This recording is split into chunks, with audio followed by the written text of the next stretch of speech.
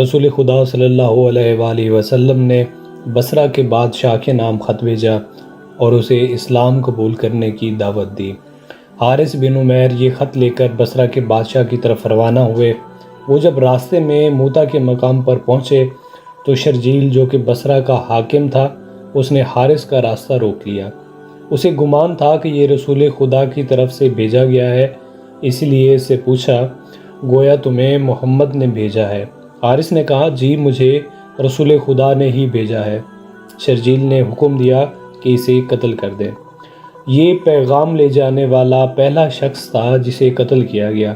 اس سے پہلے کبھی کسی پیغام رساں یا پیغام لے جانے والے کسی بھی شخص کو قتل نہیں کیا گیا تھا۔ رسول خدا صلی اللہ علیہ وآلہ وسلم کو اس خبر کی اطلاع ملی تو آپ غمگین ہوئے اور لوگوں کو اکٹھا کیا۔ جب پیغمبر اکرم نے ظہر کی نماز پڑھ لی تو اپنی جگہ پر بیٹھ گئے اور آپ کے اصحاب بھی آپ کے ارد گرد بیٹھ گئے۔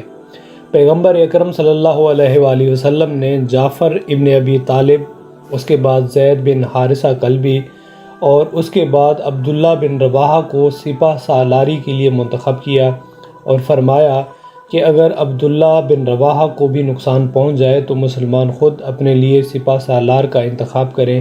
اور اس کے بعد رسول خدا نے ان لوگوں کے لیے جن کی تعداد 3000 تھی سفید پرچم باندھا اور ان کو بصرہ کے حاکم کے خلاف جنگ کے لیے آمادہ کیا۔ جب وہ جانے کے لیے تیار ہوئے تو لوگ خدا حافظی کے لیے ان کے ساتھ نکلے اور ان کے حق میں دعا کی۔ رسول خدا نے خطاب فرمایا اور ان لوگوں کو جنگ کے لیے ہدایت فرمائی، اور اپنے خطاب میں رسول خدا صلی اللہ علیہ وآلہ وسلم نے فرمایا، میں آپ کو جو مسلمان آپ کے ہمراہ ہیں ان کے حق میں تقوی، خیر اور نیکی کی وصیت کرتا ہوں۔ خدا کے نام اور خدا کی راہ میں حرکت کریں، اور جو خدا سے کفر رکھتا ہے اس کے ساتھ جنگ کریں۔ پیمان شکنی اور خیانت نہ کریں اور بچوں کو قتل نہ کریں، اور جب دشمنوں کے سامنے جاؤ تو انہیں امور اسلامی میں سے دعوت دو، اور اگر انہوں نے کسی ایک کا بھی جواب دیا تو اسے قبول کر لینا اور انہیں چھوڑ دینا۔ انہیں اسلام کی دعوت دینا، اور اگر انہوں نے قبول کر لی تو انہیں رہا کر دینا۔ اس کے بعد انہیں دعوت دینا کہ مدینہ اور اس کے اطراف ہجرت کریں۔ اگر قبول کر لیں تو سمجھو مہاجرین کے نفع اور نقصان میں شریک ہیں، لیکن اگر اسلام کو قبول کر لیا اور وہی اپنے گھروں میں رہ گئے تو انہیں اطلاع دینا کہ دوسرے مسلمان عربوں کی طرح ہیں وہ، اور خدا کا حکم ان پر جاری ہوتا ہے، اور مال غنیمت میں سے کچھ بھی انہیں نہیں ملے گا مگر یہ کہ دوسرے مسلمانوں کے ساتھ مل کر جہاد کرے۔ اگر اسے قبول نہ کیا تو انہیں جزیہ ادا کرنے کی دعوت دینا۔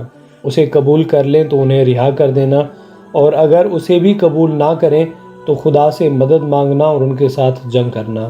اور اگر کسی قلعہ یا شہر کا محاصرہ کر لیا اور انہوں نے درخواست کی کہ خدا کے حکم کے مطابق ان کے ساتھ عمل کرو تو اسے قبول نہ کرنا، بلکہ اپنے طریقے سے انہیں پناہ دینا، کیونکہ تمہیں نہیں معلوم کہ ان کے بارے میں خدا کا کیا حکم ہے۔ اور اگر کسی قلعہ یا شہر کا محاصرہ کیا اور انہوں نے درخواست کی کہ ہم اللہ اور اس کے رسول کو ذمہ دار ٹھہراتے ہیں تو یہ بھی قبول نہ کرنا، بلکہ انہیں اپنے والد اور اپنے اصحاب کے ذمے قرار دینا، کیونکہ اگر تمہارے اور تمہارے والدین کے ذمے کو توڑ دیں تو یہ اس سے بہتر ہے کہ خدا اور اس کے رسول کے ذمے کو توڑیں۔ اس کے بعد رسول خدا کچھ فاصلہ تک لشکر اسلام کے ہمراہ گئے اور وہاں پر کھڑے ہوئے اور لشکر والے آپ کے ارد گرد کھڑے ہوئے۔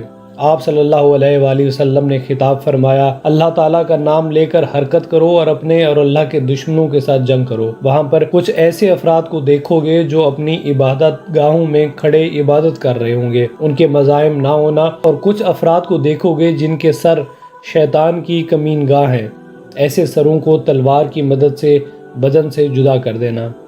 عورتوں، بچوں اور بوڑھے مردوں کو قتل نہ کرنا، اور کھجوروں کو آگ نہ لگانا، اور درختوں کو نہ کاٹنا، اور گھروں کو خراب نہ کرنا۔ مسلمان مدینہ سے خارج ہوئے اور وادی القرہ میں پہنچ گئے۔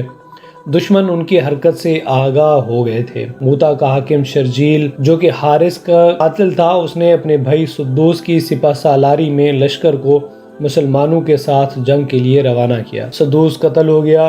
پھر اس نے اپنے دوسرے بھائی ویبر بن عمرو کو مقابلے کے لیے بھیجا۔ وہ ڈر گیا اور قلعہ میں پناہ لے لی۔ مسلمان آگے بڑھ گئے اور معان کی سرزمین پر خیمے لگا لیے۔ کفار کی بہت بڑی تعداد جن کا تعلق لخم، جذام، بلی، قزا، عرب اور عجم سے تھا اور اکٹھے جمع ہوئے تھے، مسلمان ان سے باخبر ہو گئے۔ کافروں نے مشارف کے علاقے کی طرف حرکت کی اور ان کا سپہ سالار مالک بن زافلہ تھا جس کا تعلق بلی قبیلے سے تھا۔ جب مسلمان کافروں کی محل سکونت کے بارے میں آگاہ ہو گئے تو 2 رات معان میں قیام کیا تاکہ کوئی راہ چارہ ڈھونڈیں۔ بعض نے کہا کہ رسول خدا کو خط لکھیں اور آپ کو کافروں کی تعداد کے بارے میں آگاہ کریں تاکہ کچھ مدد بھیجیں یا کوئی اور فرمان دیں، لیکن عبداللہ بن رواحہ نے لوگوں کو حوصلہ دیا اور کہا، خدا کی قسم جس چیز کا خوف رکھتے ہو وہی چیز ہے جس کی خاطر گھر سے نکلے ہو اور اس کی طلب رکھتے ہو۔ ہم لوگوں کی زیادہ تعداد اور جنگ کے زیادہ وسائل سے جنگ نہیں کرتے، بلکہ اس دین کی خاطر جس میں اللہ نے ہمیں شامل ہونے کا شرف دیا ہے اس کی خاطر جنگ کرنے آئے ہیں۔ دشمن کی طرف نکلو کہ 2 خوبیوں میں سے کسی ایک تک پہنچ جاؤ گے، یا فتح ملے گی یا شہادت۔ لشکر والوں نے کہا، ابن رواحہ صحیح کہہ رہا ہے۔ مسلمانوں نے حرکت کی اور بلقاء کے آخر تک مشارف دیہات کے نزدیک پہنچ گئے۔ وہاں پر ہرقل کا لشکر جس میں رومی اور عرب شامل تھے مستقر ہو چکے تھے۔ مسلمان وہاں سے بلقاء کے ایک اور دیہات جسے موتا کہتے ہیں وہاں چلے گئے۔ دشمن بھی ان کے نزدیک ہوتے گئے یہاں تک کہ موتا کے مقام پر یہ دونوں لشکر ایک دوسرے کے مد مقابل آ گئے۔ مسلمان تیار ہو گئے اور صفیں بنا لی۔ جب موتا کے مقام پر مشرکین کی آمنے سامنے ہوئے، ایسی چیزیں دیکھنے کو آئیں جو پہلے کبھی نہیں دیکھی تھی۔ ان کی تعداد بہت زیادہ تھی اور اسلحہ، چوپاہے حریر اور سونے کی بہت زیادہ مقدار ان کے پاس تھی۔ جب مشرکین اور مسلمان موتا کے مقام پر ایک دوسرے کے مقابلے میں کھڑے ہوئے، جعفر ابن ابی طالب جو کہ گھوڑے پر سوار تھے وہ گھوڑے سے نیچے اتر آئے اور گھوڑے کو واپس لوٹا دیا۔ جعفر ابن ابی طالب یہ پہلے مسلمان تھے جنہوں نے گھوڑے کو واپس بھیجا۔ جعفر جنگ کر رہے تھے اور ساتھ ساتھ کہہ رہے تھے، خوش قسمت ہیں وہ جو جنت کے نزدیک ہو رہے ہیں، وہ جنت جو پاکیزہ ہے اور جس کا پانی صاف ہے، اور یہ رومی اور کافر عذاب کے نزدیک ہو رہے ہیں اور مجھ پر واجب ہے کہ تلوار سے ان کے سروں کو اڑا دوں۔ جعفر ابن ابی طالب نے پرچم کو دائیں ہاتھ میں لیا ہوا تھا کہ دشمن نے حملہ کیا اور جعفر ابن ابی طالب کا دایاں بازو کٹ گیا۔ اس کے بعد انہوں نے پرچم کو بائیں ہاتھ میں لیا اور دشمن کے ایک وار سے یہ بازو بھی کٹ گیا۔ اس کے بعد انہوں نے بازو کی مدد سے پرچم کو سینے سے چپکا لیا اور جعفر ابن ابی طالب کو اس حالت میں شہید کر دیا گیا۔ جعفر ابن ابی طالب کی عمر اس وقت 33 سال تھی۔ جعفر کے بعد زید بن حارثہ نے پرچم کو اٹھایا اور جنگ کو جاری رکھا، اور مسلمان اسی طرح ترتیب کے ساتھ صفوں میں کھڑے تھے کہ زید بھی نیزے کے حملے سے شہید ہو گئے۔ اس کے بعد عبداللہ بن رواحہ نے پرچم سنبھال لیا۔ عبداللہ بن رواحہ نے جب پرچم سنبھالا تو اس وقت میدان کے ایک کونے سے جنگجوؤں کی آواز سنی جو مدد کے لیے پکار رہے تھے۔ فوراً اپنے گھوڑے سے اترے اور ان کی طرف گئے اور اتنی جنگ کی کہ آخر کار شہید ہو گئے۔ جب عبداللہ بن رواحہ شہید ہو گئے تو مسلمانوں کو شکست کا سامنا ہوا اور وہ ہر طرف فرار کرنے لگے۔ اس وقت انصار کا ایک شخص ثابت بن اکرم پرچم کی طرف بھاگا اور اسے اٹھا کر فریاد لگائی، اے لوگو میرے ارد گرد جمع ہو جاؤ۔ آہستہ آہستہ لوگوں کی بہت تھوڑی تعداد اس کے ارد گرد جمع ہوئی۔ ثابت کی آنکھ خالد بن ولید پر پڑی اور فریاد لگائی، اے ابو سلیمان آؤ پرچم کو لے لو۔ خالد نے کہا، تم مجھ سے بڑے اور جنگ بدر میں شرکت کرنے والے ہو، تم مجھ سے زیادہ بہتر ہو۔ ثابت نے کہا، اے مرد آؤ اور پرچم کو لے لو، خدا کی قسم میں نے پرچم اسی لیے اٹھایا ہے تاکہ تمہیں دوں۔ خالد نے پرچم لے لیا۔ مشرکین نے ہر طرف سے اس پر حملہ کیا یہاں تک کہ وہ اپنے اصحاب کی مدد سے انہیں پیچھے ہٹانے میں کامیاب ہو گیا۔ آہستہ آہستہ دشمنوں کے لشکر میں اضافہ ہوتا گیا، اس لیے اسے اور خالد بن ولید کے اصحاب کو پیچھے ہٹنا پڑا اور مشرکوں نے ان کا پیچھا کیا۔ قطبہ بن عامر فریاد لگا رہا تھا کہ اے لوگو اگر کوئی سامنے سے مارا جائے گا تو وہ اس سے بہتر ہے کہ فرار کے وقت اسے پیچھے سے مارا جائے، لیکن کوئی اس کی بات نہیں سن رہا تھا اور اس کا ساتھ کسی نے نہیں دیا۔ جس دن جنگ موتا کا واقعہ پیش آیا، رسول اکرم نے صبح کی نماز ادا کی اور منبر پر گئے اور فرمایا، تمہارے بھائی مشرکین کے ساتھ مقابلے کے لیے جنگ میں داخل ہو چکے ہیں۔ اس کے بعد ایک سے دوسرے کے حملے کے بارے میں بیان کرتے رہے یہاں تک کہ فرمایا، اب جعفر ابن ابی طالب نے پرچم کو اٹھایا اور جنگ کی طرف روانہ ہوا ہے۔ اس کے بعد فرمایا، ان کا دایاں ہاتھ کاٹ دیا گیا ہے اور پرچم کو بائیں ہاتھ میں لے لیا ہے۔ پھر فرمایا آپ کا بایاں ہاتھ بھی کٹ چکا ہے، اور انہوں نے پرچم کو سینے سے چپکا لیا ہے۔ اور اس کے بعد فرمایا جعفر شہید ہو گیا ہے اور پرچم زمین پر گر گیا ہے۔